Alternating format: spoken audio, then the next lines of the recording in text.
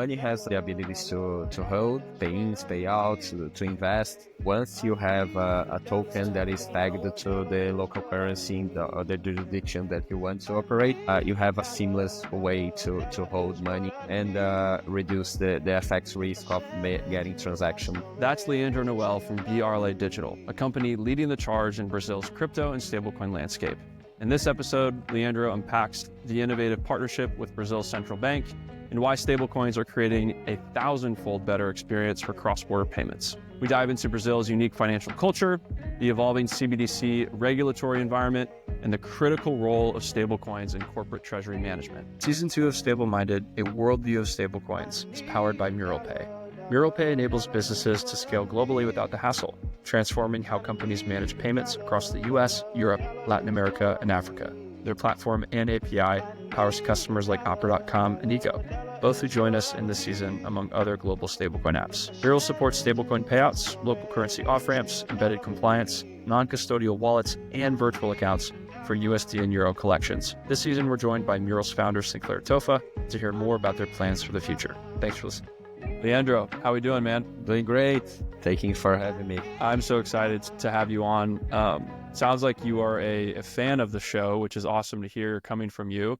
You've listened to a couple episodes so far, so you're already up to speed on how we do things here. Excited for this conversation. Yeah, exactly. It's great that has some specific content being built on the space. It has been very active and dynamic, and it's great to have some guys like you doing this. This season, which is a worldview of stablecoins powered by MuralPay, and we were just thinking about the kind of companies we want to be talking with, and BRLA Digital came up because we think that you all, from what it sounds like, have a really deep understanding of stablecoin adoption and usage within a specific part of the world in Brazil, and I'm sure outside of that, but we're really excited to dive into your business and the use case of stablecoins in that part of the globe. So maybe we start with you. Give us an intro, your name, what you're working on, and then we can dive into more of the business itself. Perfect. Okay, so I'm Leandro, one of the founders in BRLA. We actually created a group of 5 founders. 4 of them studied together in the best engineering school in Brazil. The 5th worked with me in the private equity shop that I started my career. So all of the founders came from traditional financial markets. So we got together to start a crypto business into 2021. The first idea was to get a consumer app for Brazilians to dollarize their wealth, both in terms of the competitive landscape and the regulatory framework. Back then, there was some challenges. We started to talk with a few lawyers, and they said that in Brazil there was no room for doing this at the moment. We had to look for other jurisdictions, and we got a bit didn't like the idea. So the best way to start a crypto business was doing an asset management firm, which was we actually did. So the idea of getting dollar returns on the capital pivoted from doing it for consumers but to institutional investors. So we put together this first business. The asset manager got $5 million raised from Brazilian and offshore investors, and got the fund to operate actually 10 days prior to the Luna crash, which was the first event of many, like Celsius, Voyager, Treasury Capital, FTX. There was exciting times, to say the least. And in the middle of this buzz, we decided to pivot the business after the crypto law in Brazil got issued to get a stablecoin business instead of the asset management firm. We got back the capital from the investors. Many of them became angel investors in the firm. And that's how we got into the business. Sounds like a big back and forth period for you and your founding team. Starting with, it sounds like what you're building now, but had to go through due to some of those roadblocks, a pivot toward more of the institutional side of things. It sounds like that was the original vision, though, the whole time, was to do something more on the retail side, B2C side for you. Yes, actually, it was the first idea, but we never got something out of it. To be totally honest, all the founders had backgrounds more on the institutional side, on the business, B2C. pretty different. All the growth machines and the how to scale, it's completely different from our background. So it was actually the best to never get into the B2C part. And like right away after we started the company, we decided to go full on the B2B side. And that's how we got the business today. At some point, we got the chance for both. An individual could come to our website and create an account.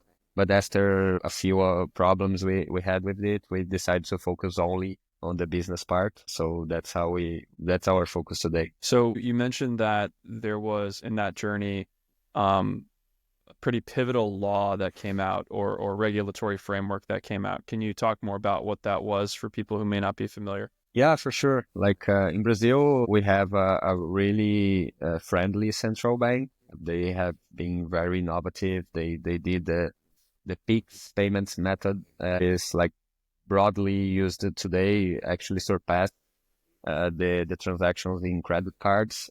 So you can imagine how adopted it was. It was completely pivotal for the financial markets in Brazil.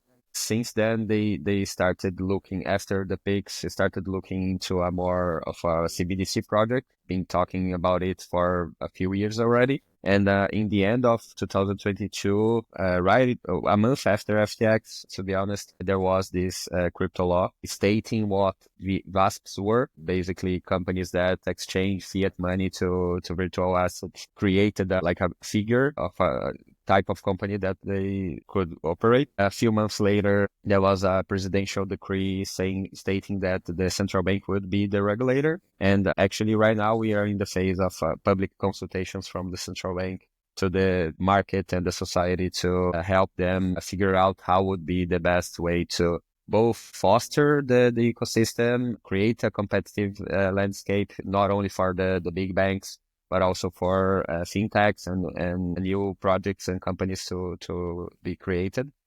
And like we are in a great environment here in Brazil to do this type of business. It's been really great to have the central bank by our side. At least, like obviously they have their concerns in terms of AML, like all that QIC and compliance stuff.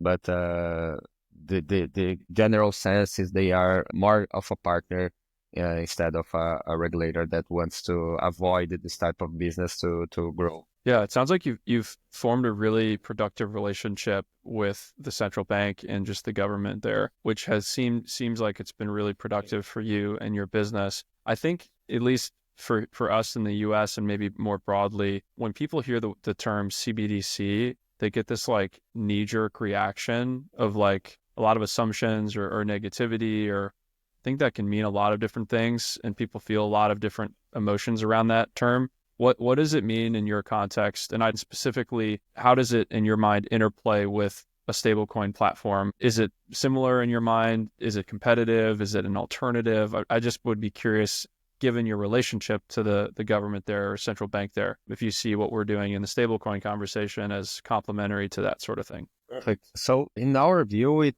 creates more opportunities than risks at the moment. Obviously, there are plenty of challenges to this to be put into something that the market can operate. In Brazil, the idea of the central bank was to create only a wholesale CBDC. So it's only between the central bank and the financial institutions to operate. And there won't be end user or individual ability to interact with the DRAX, which is the CBDC project, how they called it. And the idea here is that the central bank could creating this advocating about the CBDC and this new infrastructure where the financial institutions would transact using a distributed ledger technology or a blockchain to do this. It was great for getting more legitimacy on the business side, like corporates that wouldn't be paying attention to blockchain space or the technology started looking into this and starting to see that they would need to evolve themselves to be able to operate in this new space. But there is obviously a potential side of things that the Drex would be the only CBDC project the only stablecoin project that would prevail. We don't think it's the case because the majority of our clients are offshore businesses. And since the CBDC project won't be only for companies that are regulated by the central bank, like financial institutions, there won't be a way for the offshore business to interact directly with it. So having a company like ourselves to abstract all the relationship with the central bank for this business to be able to interact in the country will be actually a potential new venue of business that we can create, right? So we see much more like both the legitimacy side and the opportunity to be able to abstract the relationship are opportunities that we see. Yeah. It sounds like it's a limited CBDC in scope in terms of the financial institutions that are already regulated, already in direct relationships with the central bank. It's just making the settlement and speed even better from what it sounds like. I'm curious just to dive into now just to I know we sort of hopped into the weeds right away. Tell me, BRLA, you're doing a lot of different things here. I think you guys you're in different business segments across the board, different types of technologies that you're building, companies you might be working with. Give us an overview of, how do you describe this business to someone who may not be super crypto native, a family member or friend who's just trying to understand, wrap their head around what you do? And who do you think from a client side or consumer side, who are the biggest fans of what you're doing, who are paying you guys to build these products? Nice. Perfect. So like how we got into the business, right? So we had this crypto fund, we had an operation offshore, Cayman, BVI, and we have a Brazilian operation as well.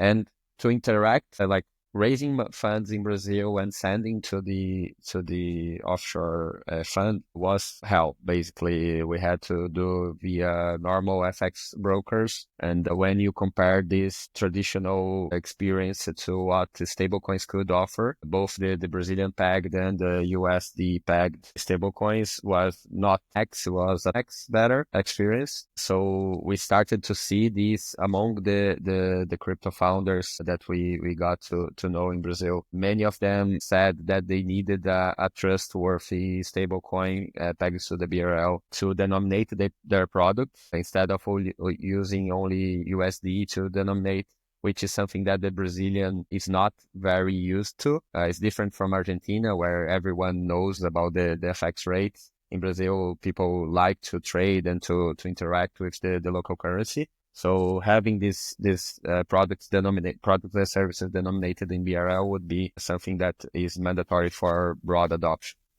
And can you just to pause you on this point? I think it's really interesting. Talk a bit more. I just want to tease that thread a little bit around the differences between a country like Brazil versus Argentina in the financial sense. I'd be really curious for someone who may not be as familiar with the nuances of that part of the world financially, what in your mind makes the citizens of Brazil, liking to do business with their own currency in the way that you just described? What's unique about it? Yeah, okay. Like we had a period like 30 years ago or so of hyperinflation, and it all was solved by the new currency, the real, the Brazilian real. It was actually the real plan, the creation of this new currency, which had like in the beginning was pegged to the dollar, and since then there was like a lot of volatility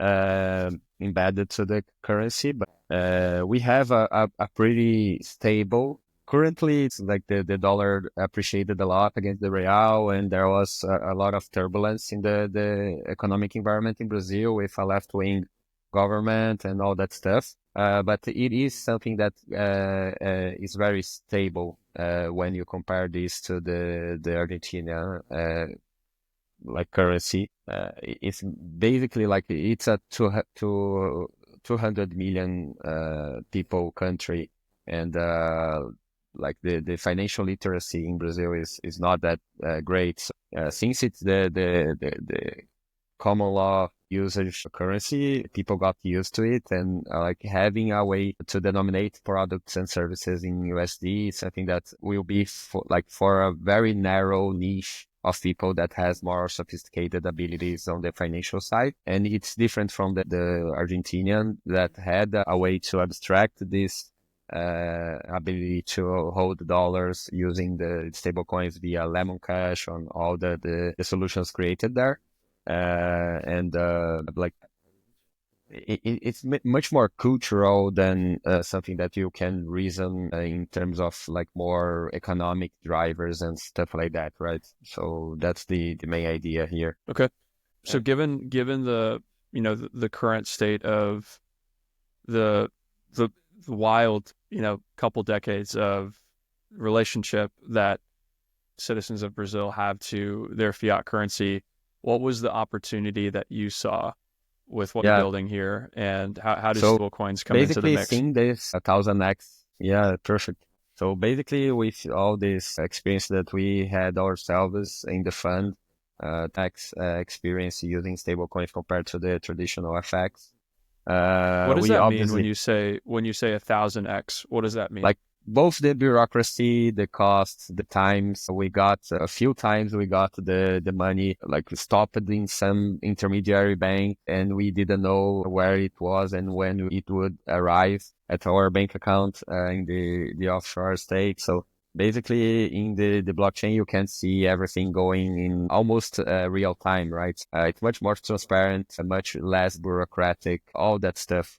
was something that we saw as a opportunity. Obviously, when we started the business, it was only a stablecoin project. So BRLA is now the major stablecoin for the BRL. It's the only one that has a monthly audit report with a third-party audit firm attesting the reserves. So transparency is something that we really care about, and all the ability to integrate and seamlessly transact. But this pillar of transparency is something that we created by design. And like studying the history of all the stable coins, and given our background in terms of algorithmic trading, which was what we did in the fund, we started looking into trading use cases. But since this business was created right after the FTX event, and the humor of all the participants in the market was not that good, trading was not something that people were caring about at the moment. So we started to iterate and look into what we could do with this. And after getting some lawyers, understanding the regulatory landscape, getting the central bank to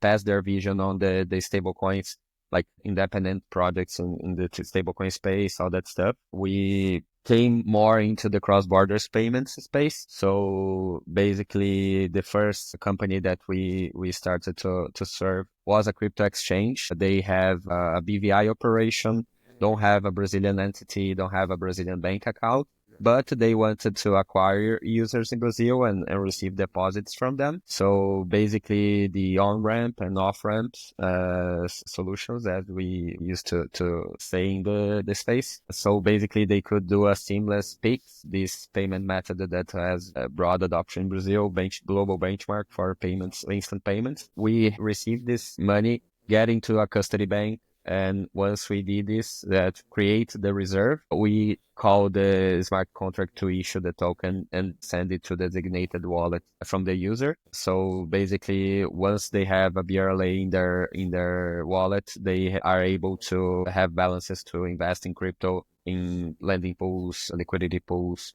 or exchange to some token and all that stuff.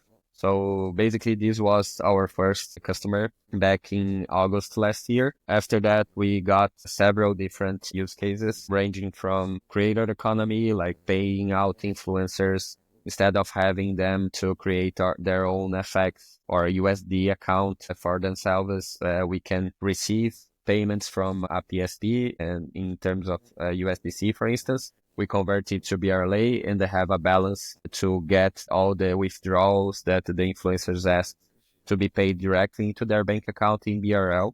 So much less bureaucratic, real time, instant, all that intrinsic to the stablecoin features. Besides that, after several months of the go-to-market strategy, we got really concentrated into the payment service business that uses us as a local partner for them in Brazil. So it's pretty much as compared to the acquirers that use sub-acquirers to enhance their ability to acquire new merchants and have a local vertical expertise and like get more broad coverage. That's how we ended up getting most of the volumes. Nowadays, we are transacting around $30 million per month, serving dozens of businesses that transact with us really frequently.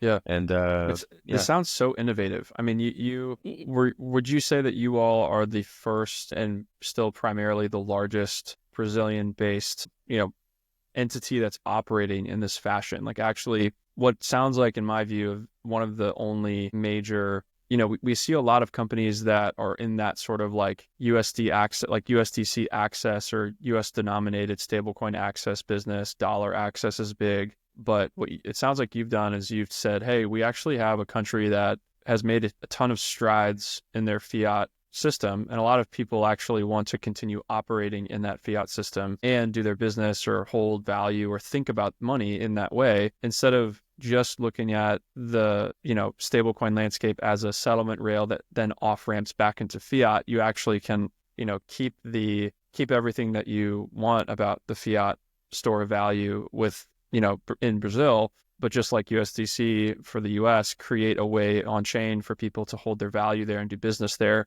In some ways, I'm imagining without them even needing to know that's the case, it's just better, faster, cheaper.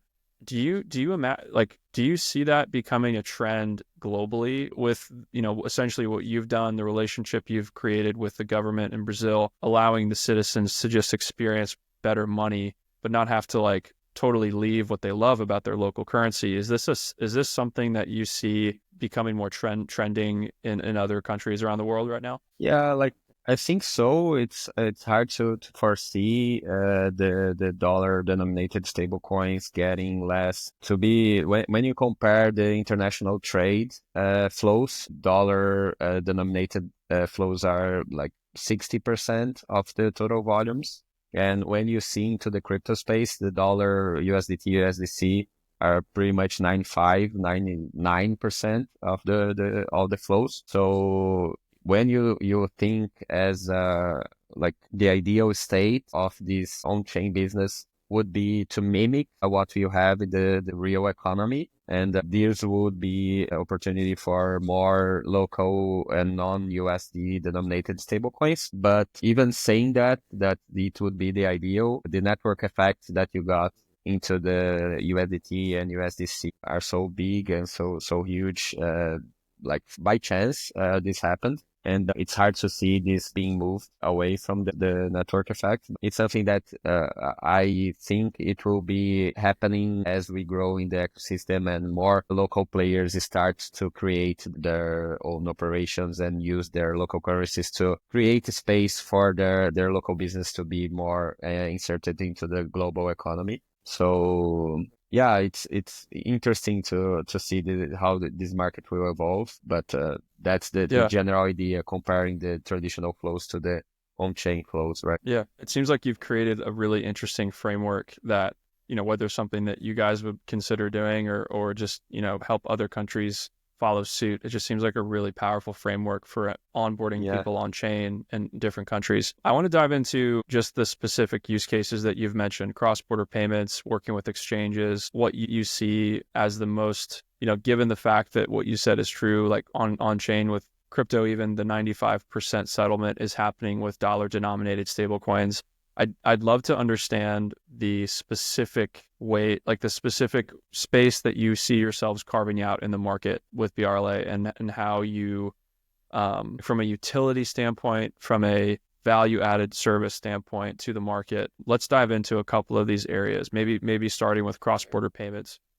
The idea here is that money has a few abilities. You have the abilities to hold money, you have the abilities to pay in, pay out, to invest. Once you have a token that is tagged to the local currency in the space or the jurisdiction that you want to operate, you have a very more seamless way to hold money in that specific region, and reduce the FX risk of getting transaction, like converting from different currencies to the local currency. So this is an ability that we could provide with the BRLA token. And there are a few companies that use this ability and hold their balances in BRLA to get the balances for them to utilize as their operations go. But since we have a way for them to convert the USDC balance, USDT balance to the BRLA in a very instant way, there is no necessity for them to hold the BRLA supplier. So we have much more of a volumes, traded volumes, in getting through the APIs and converting from BRLA to USDC and vice versa, than people actually holding a BRLA as a token from a utility perspective. Obviously, we want to enhance this and not only get the revenue stream from the conversions fees and all that stuff, but also from the floating revenue. That is something that we would like to diversify. Like, for instance, one of the ideas here is to get a yield-bearing token from the BRLA, which is something that is already deployed. But since the regulatory framework in Brazil for like, is this a security or is this isn't a security? How do you see this? It's something that is still a question mark. We prefer not to get very broad communication about. It's only from the one-to-one relationship with the current partners for them to use this. And this is something that is really special, mainly for tokenization projects, because they have to create an offering and only start deploying the money after the offering is completed. Until they get the offer completed, it's interesting for them to get some yield on the cash that they collected from their investors. So it's something that we are seeing some demand and may create a more utility use case for people to hold BRLA and the circulating supply to enhance. But it's not the main business at the moment. The main business is actually cross-border payments. So basically corporate treasury management from like companies, international companies that has a subsidiary in Brazil, but the subsidiary is only a cost center, and the funding from these operations comes from, let's say, Singapore, which is a real use case. So basically they send the Singaporean entity, we create for them a non-resident account in a Brazilian bank. They send us USDT, we convert this to BRLA and off-ramp it to fund their non-resident account. And with this funding, they send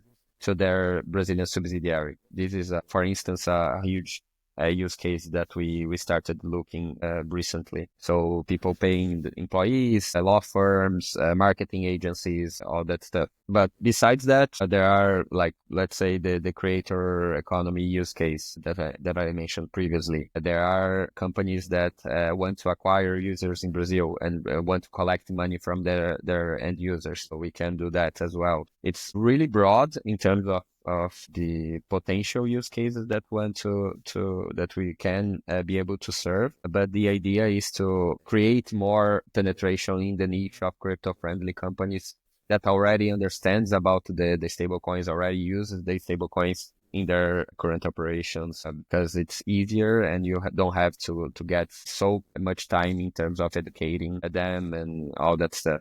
Once it's more broad adopted and people already know about it, it will be easier for us to tackle more traditional use cases as well. But it's something that is coming naturally, like corporate management, import, export. A few use cases on more the traditional side are popping up now and then.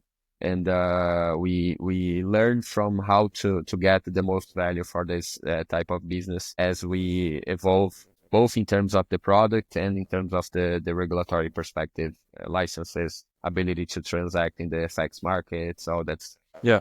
Can you maybe compare and contrast the example that you just mentioned? You know, you have a corporate partner in Singapore or outside of Brazil, which the majority of their company is financially headquartered there. they have an entity or an employee base here or a contractor here. They need to get fiat money, or they need to be able to operate within the fiat landscape of Brazil, but they don't have, their main operation is outside of Brazil.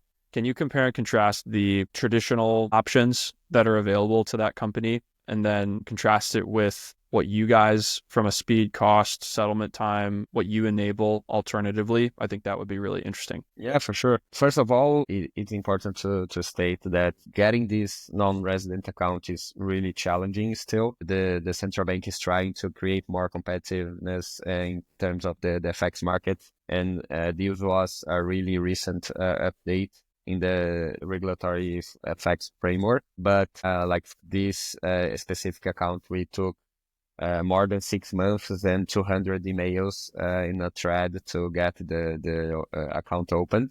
And once the account was opened, we got more than 30 emails and 2 months to create the first transaction. So this was just for one client that you were working with? Yes. Oh my gosh. What do you think? So it sounds like just the idea of opening a business account in Brazil is really hard. Why is that, do you think? The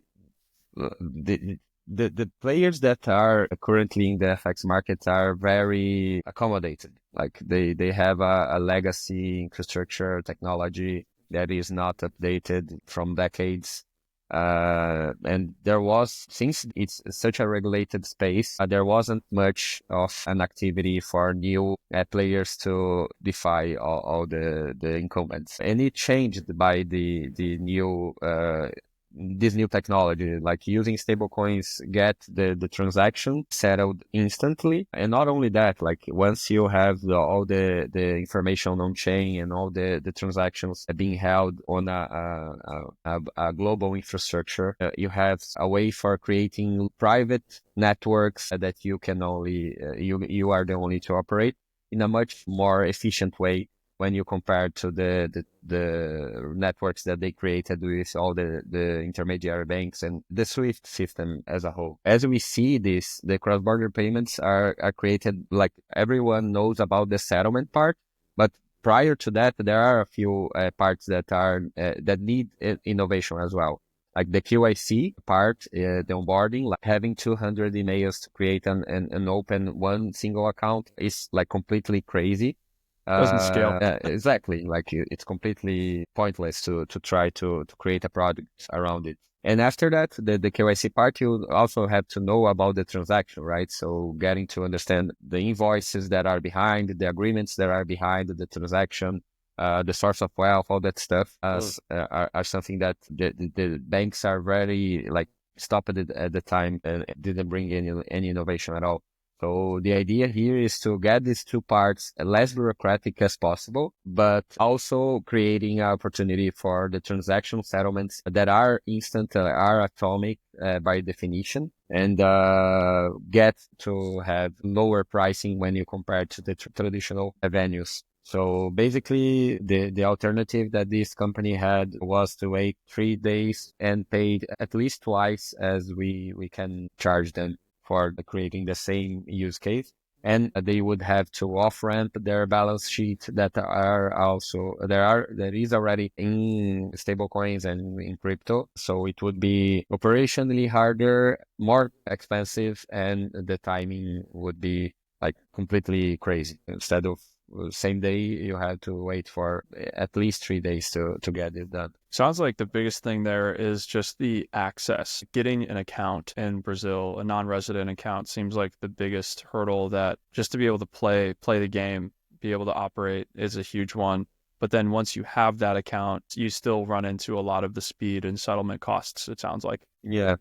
And like once the regulatory framework proposed by the central bank that is in the public consultation right now, they state that the VASPs will be able to open this type of accounts and to transact directly into the FX markets. So we are almost there to, instead of relying on a FX bank partner to do this type of things, we will be able to do this them ourselves. So the idea here is that when we have the autonomy to create this access barrier, won't be as hard as it is today. But this will take some time, right? The markets to adapt and the central bank to actually issue the regulatory part. But until then, we had the luck to have a few FX banks that we could partner with. Although they are very inefficient and that this type of cases happens, at least we can So do things compliantly.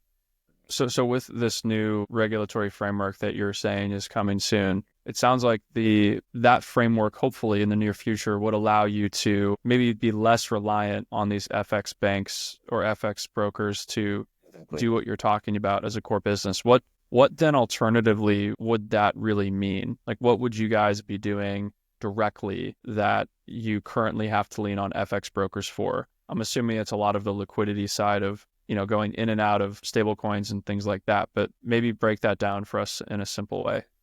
Actually, not the FX Bank's part is not actually for settlement. It's much more for compliance of the transactions. So basically, the FX transactions have a special or a specific report that you have to issue for the central bank to learn about the transactions that are happening. And also you have a specific tax in Brazil on FX transactions that you are only able to collect if you are connected to the FX market, and also opening this type of accounts for foreigners to have a way to get Brazilian real balance fiat. It's all stuff that is specific only for companies that can operate, financial institutions that can operate in the FX market. And it will be something that will be available for us as fast to do as well. So the regulatory burden will be lower, and we will have the flexibility and the autonomy to create all the reports, the tax collecting, all the account creation, like all will be able to be handled by us. Obviously, this will enhance the cost of doing business, and at least we had a cash positive generation business already. So we are able to adapt, even though it's something that will create more entrance barriers for new players to come. Yeah, it seems like you're laying a lot of the foundation and have been laying a lot of the foundation to really capitalize on when that happens. Sounds like Yeah. you guys are positioned really well for that moment. Do you, at least right now in the part of the world that you are, do you see a lot of other companies fighting for this race, or do you feel like BRLA Digital is one of the few that are really fighting this fight, or do you feel like a lot of people are trying to win this market that you're going after? Yeah, like there are a few companies coming into the space, like mainly after the Stripe bridge deal, there was like plenty of new players coming into the space, but like the majority of them are just orchestration layers. So instead of having their own venues, on their own rails, their own licenses, they rely on partners to do that. And that's where we try to position ourselves to be an infrastructure for them to operate seamlessly and use all the core products that we already developed ourselves, and also all this regulatory burden that will be enhanced day after day from now on. They can rely on us to do all this boring part of the business and only be able to grow and acquire new merchants and new businesses to transact. Actually, we see these new players coming into the space more as an opportunity for new companies to create their own growth machines and use us as an infrastructure and operation layer, instead of seeing them only as a competitor and avoiding talking to them and not giving any advice and nothing like that. But that's how we try to position our business and the products. The idea is to get this, like in Brazil, we already have this. The idea next year on is to get this in the main economies in Latam as well. So basically that's how we intend to grow the business. So meaning doing this not just in Brazil, but other countries in Latam as well? Yeah. I don't know if every time with a stablecoin, a proprietary stablecoin for each currency, creating liquidity on a stablecoin is a hard chicken and egg problem to solve. We got the luck to attract the right use cases that could give us the liquidity to start growing the business. I don't know if it's the best way to get this problem upfront on every economy that we want to tackle. I believe that from now on, the idea we will have the stablecoin parts will be more of a piece of infrastructure for the internal network, our proprietary network for settlement, and not having these as a public token for people to interact with and market the token as a product itself, right? The position that you guys are in, where you've built really, really deep financial relationships within a single place, also puts you in a very competitive advantage too in that conversation. Well, it sounds like 2025 is a big year for you guys. Really cool story. I love what you're building. Would love to help and keep talking about ways that we can support you guys. So yep,